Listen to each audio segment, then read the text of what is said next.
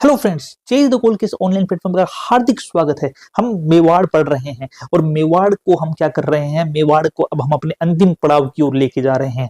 हमने लगभग मेवाड़ के सारे महत्वपूर्ण राजा जो हैं वो पढ़ लिए हैं और हमने हमारी लास्ट क्लास के अंदर देवारी समझौता पढ़ा था, जो किसके समय पे हुआ था, महाराणा अमर सिंह द्वितीय के समय पे देवारी समझौता जो था वो किया गया था। तो आज की क्लास के अंदर हम डिस्कस करेंगे देवारी समझौते के बाद की चीजें, यानी कि हमने यह जान लिया था कि सन 1710 ईस्वी की अल्पायु के अंदर जब महाराणा अमर सिंह की मृत्यु हो जाती है, तो महाराणा अमर सिंह की मृत्यु हो जाने के बाद गद्दी पर कौन बैठेंगे? अब गद्दी पर बैठेंगे महाराणा संग्राम सिंह। अब गद्दी पर कौन बैठते हैं? महाराणा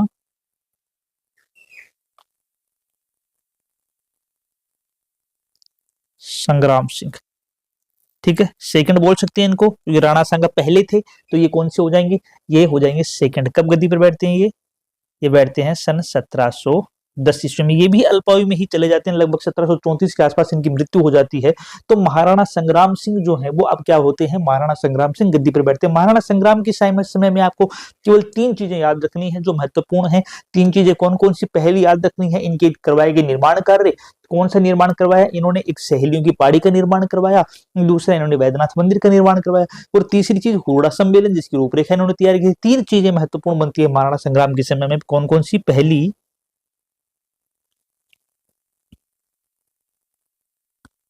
सहेलियों की बाड़ी का निर्माण। आप उदयपुर जाओ तो देख सकते हो सहेलियों की बाड़ी, बड़ी ही आकर्षक, बड़ी ही लुभावनी बनवाई गई है। किसके द्वारा? महाराणा संग्राम सिंह के द्वारा। दूसरा इनके द्वारा बनवाया गया वैद्यनाथ मंदिर। वैद्यनाथ, सहेलियों की बाड़ी कहाँ है? उदयपुर के अंदर, याद रखना।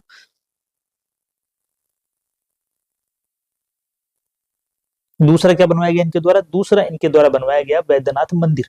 वैद्यनाथ मंदिर कहाँ बनवाया? सिसारमा गांव में। सिसारमा गांव में।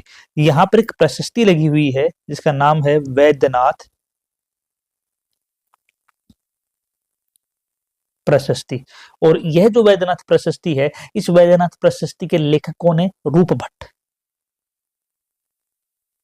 रूप भट्ट क्या है इसके? लेखक हैं। क्लियर है यहां तक? ठीक है। तीसरी चीज मैंने क्या बताया अभी? तीसरी चीज हमने यहां पे डिस्कस की थी अभी। कौन सा सम्मेलन? हुरडा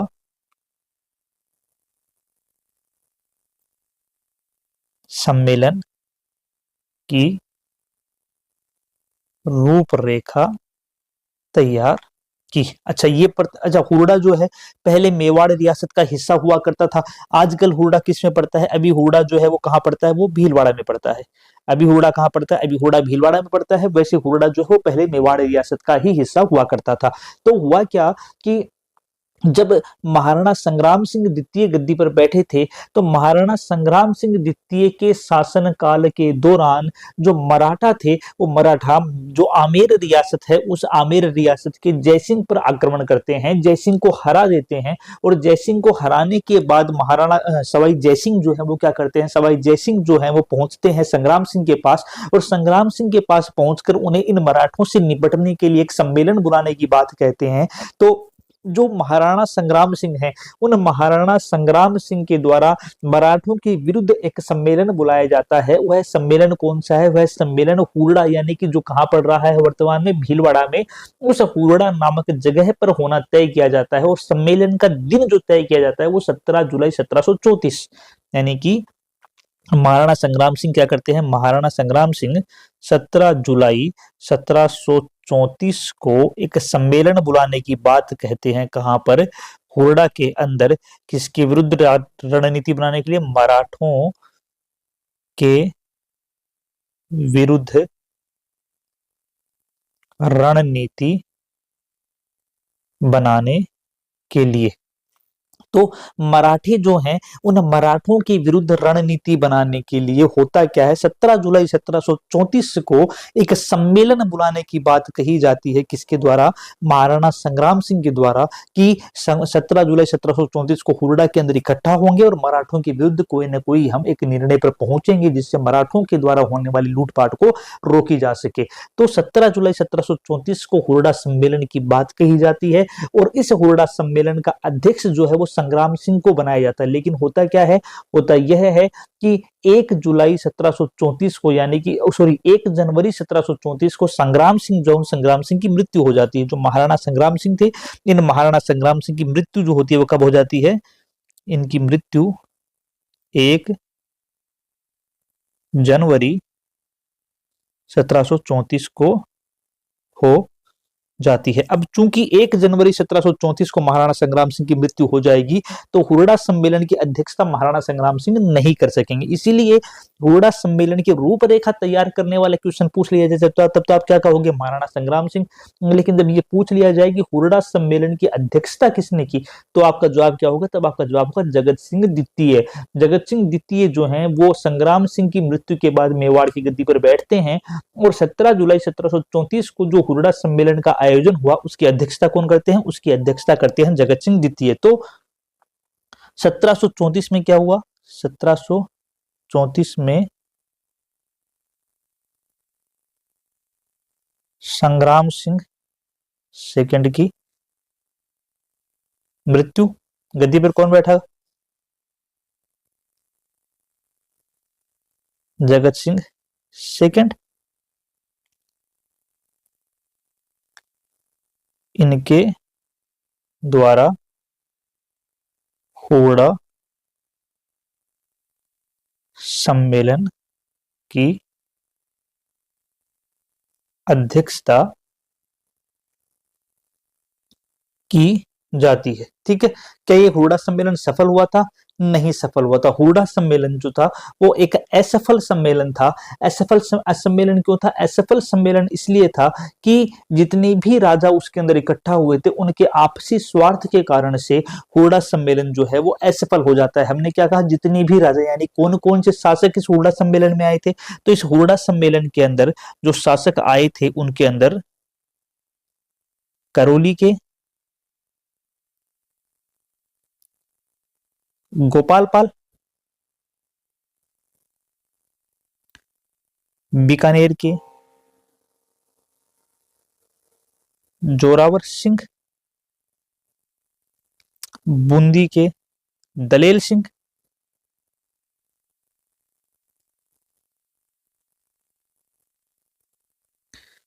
कोटा के दुर्जनपाल। ये सारे के सारे नाम महत्वपूर्ण है, इसीलिए आपको यहां पर बताए जा रहे हैं। मारवाड़ के अभय सिंह,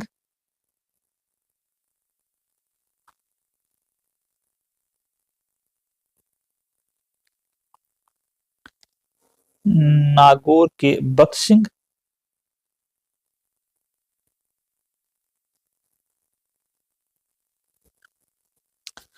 आमेर के सवाई जय सिंह,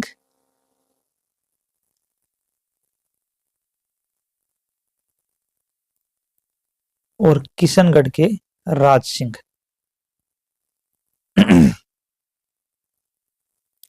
तो ये महत्वपूर्ण शासक थे जो इस हुरडा सम्मेलन जो है जिसकी अध्यक्षता कौन कर रहे हैं? जिसकी अध्यक्षता हमारे जगत सिंह द्वितीय कर रहे हैं। उस हुरडा सम्मेलन के अंदर ये महत्वपूर्ण शासक जो थे वो हुरडा सम्मेलन के अंदर आए थे। लेकिन हुरडा सम्मेलन क्या रहा? हुरडा सम्मेलन जो था ये हुरडा सम्मेलन असफल रहा। हुरडा सम्मेलन क्या रहा? हुरडा सम्मेलन जो है वो हुरडा सम्मेलन असफल रहता है। ठीक है, तो जगत सिंह द्वितीय के शासनकाल के अंदर एक तो हुरडा सम्मेलन आपको याद रखना है, दूसरा जगत सिंह द्वितीय के शासनकाल के अंदर याद रखना कि पहली बार मराठी जो मेवाड़ पर आक्रमण करते हैं वो कब करते हैं? वो जगत सिंह द्वितीय के शासनकाल में ही करते हैं। तो यहां पर हम लिख सकते हैं फर्स्ट बार मराठों का मेवाड़ पर आक्रमण किसके शासनकाल में? जगत सिंह द्वितीय के शासनकाल के अंदर। ये महत्वपूर्ण चीज है। तीसरी चीज जो महत्वपूर्ण आती है वो ये आती है कि जगत सिंह के एक दरबारी कवि थे जिसका नाम था नेकराम, और उन्होंने एक ग्रंथ की रचना की जिसका नाम था जगत विलास ग्रंथ। तो लिख सकते हैं यहाँ पे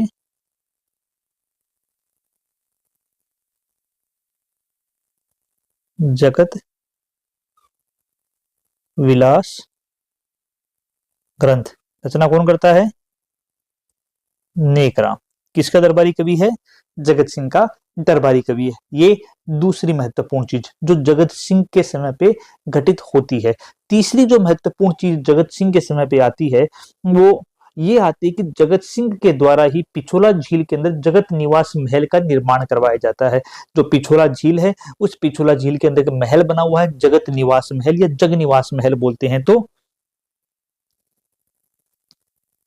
इनके द्वारा पिछोला झील में जगनिवास महल का जगनिवास महलों का निर्माण करवाया गया। ठीक है, ये एक तीसरी महत्वपूर्ण चीज जो महाराणा जगत सिंह सेकंड के समय के अंदर होती है। तो ये तीन महत्वपूर्ण घटनाएं, हुरडा सम्मेलन की अध्यक्षता, दूसरा मराठों का पहली बार मेवाड़ पर आक्रमण जिसके तहत मराठा इनसे कर वसूलते हैं, तीसरा नेकराम के द्वारा जगत विलास ग्रंथ की रचना, और चौथा जगनिवास महलों का निर्माण। ये किसके दौरान होता है? ये महाराणा जगत सिंह जो है उन महाराणा जगत सिंह के दौरान मेवाड़ के अंदर करवाए जाने वाले काम थे। महाराणा जगत सिंह के बाद में गद्दी पर कौन बैठते हैं? महाराणा जगत सिंह जो है इनके बाद में गद्दी पर बैठते हैं भीम सिंह। महाराणा जगत सिंह के बाद में गद्दी पर कौन बैठते हैं? महाराणा भीम सिंह। और महाराणा भीम सिंह के शासनकाल के अंदर भी दो महत्वपूर्ण घटनाएं घटित होती हैं। अब गद्दी पर कौन बैठ रहे हैं? महाराणा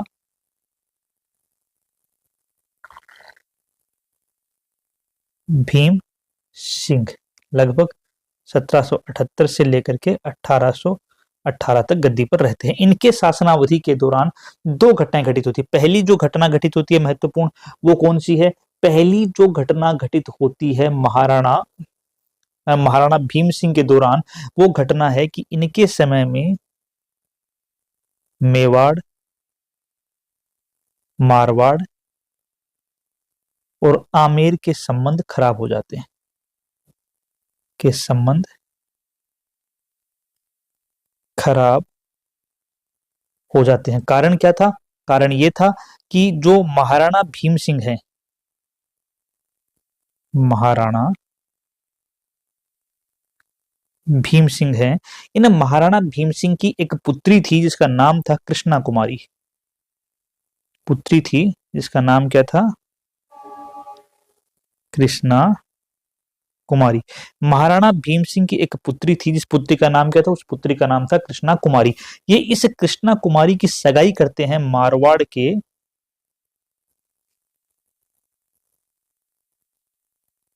भीम सिंह के साथ। सगाई किसके साथ करते हैं?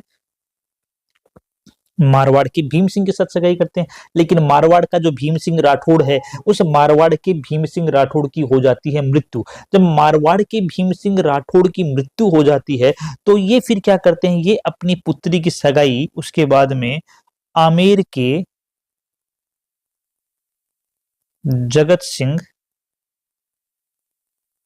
कछवाहा के साथ। अब ये क्या करेंगे? भीम सिंह की क्या हो जाती है? भीम सिंह जो है उस भीम सिंह की हो गई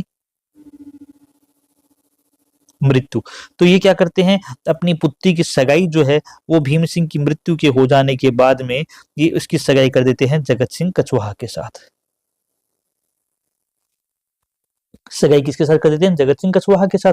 लेकिन भीम सिंह जो था, उस भीम सिंह का एक छोटा भाई था जिसका नाम था मान सिंह राठौड़। भीम सिंह की मृत्यु होगी तो गद्दी पे कौन बैठेगा? मान सिंह राठौड़।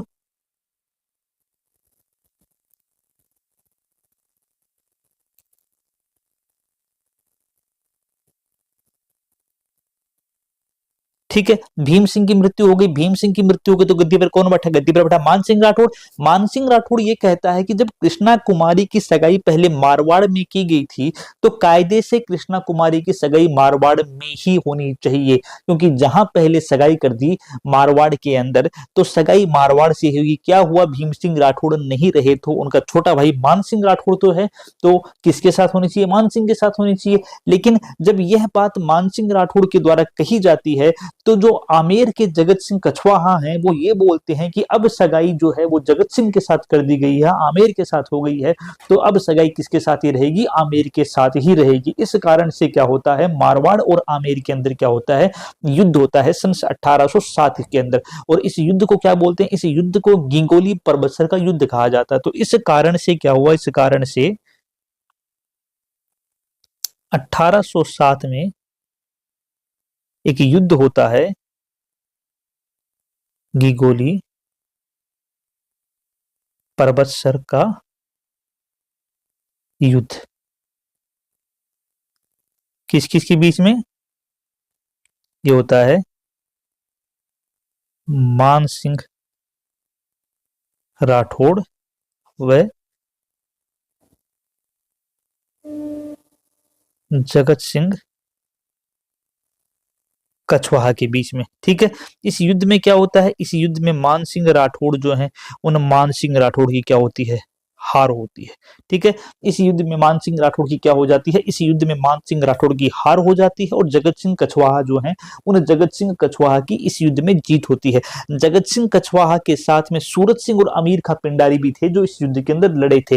तो जब ये आपके मेवाड़, मारवाड़ और आमेर के संबंध खराब होते हैं तो अमीर खां पिंडारी जो कि किधर है? जो कि है आमेर की तरफ से, और कृष्णदास अमीर खां पिंडारी जो किधर है? जो कि है आपके आमेर की तरफ से, और अजीत सिंह चुंडावत जो है मेवाड़ की तरफ से। तो इन दो के दबाव के अंदर आकर के कृष्णा कुमारी जो है, ये कृष्णा कुमारी क्या पी लेती है? जहर पी लेती है, और जहर पी करके कृष्णा कुमारी क्या कर लेती है? आत्महत्या कर लेती है।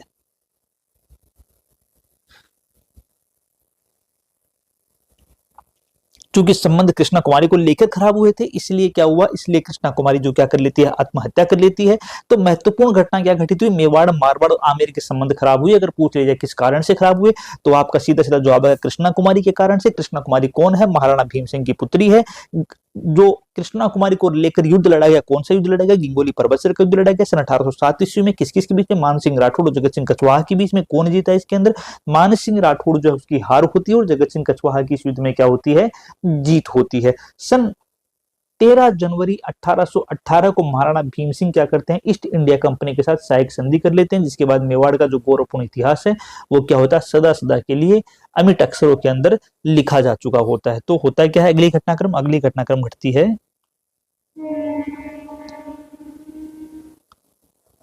13 जनवरी 1818 को। क्या होता है? भीम सिंह जो है, सिंह ईस्ट इंडिया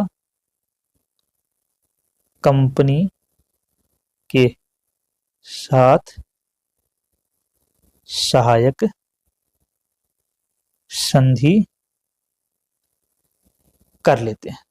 ठीक है, भीम सिंह क्या कर लेते हैं? Bhim Singh east India company के साथ सहायक संधि कर लेते हैं, जिससे क्या होता है? जिससे मेवाड़ की सुरक्षा की जिम्मेदारी किसके पास चली जाती है?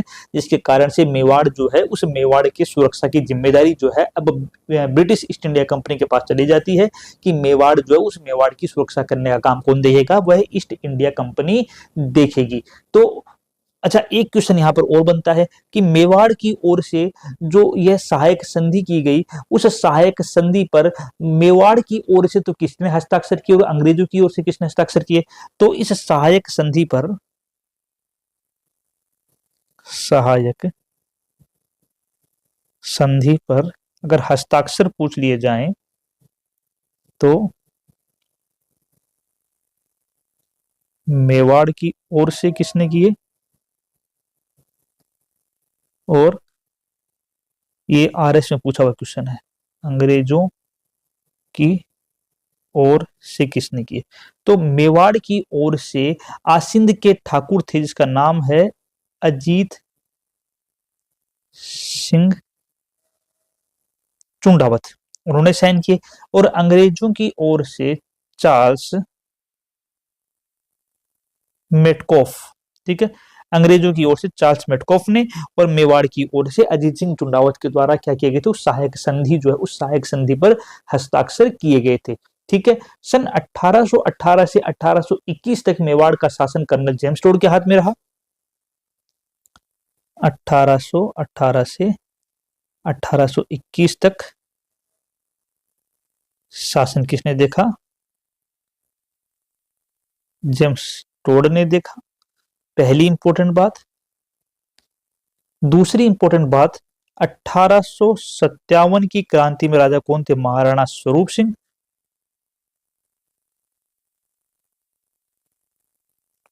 ये जब हम 1857 की क्रांति पढ़ेंगे तो हम दोबारा डिस्कस करेंगे। उस दौरान क्या है, महाराणा स्वरूप सिंह जो थे वो राजा थे और महाराणा स्वरूप सिंह जो है वो अंग्रेजों की मदद करते हैं और उन्हें पिछोला झील के जग मंदिर के अंदर क्या करते हैं? शरण देते हैं।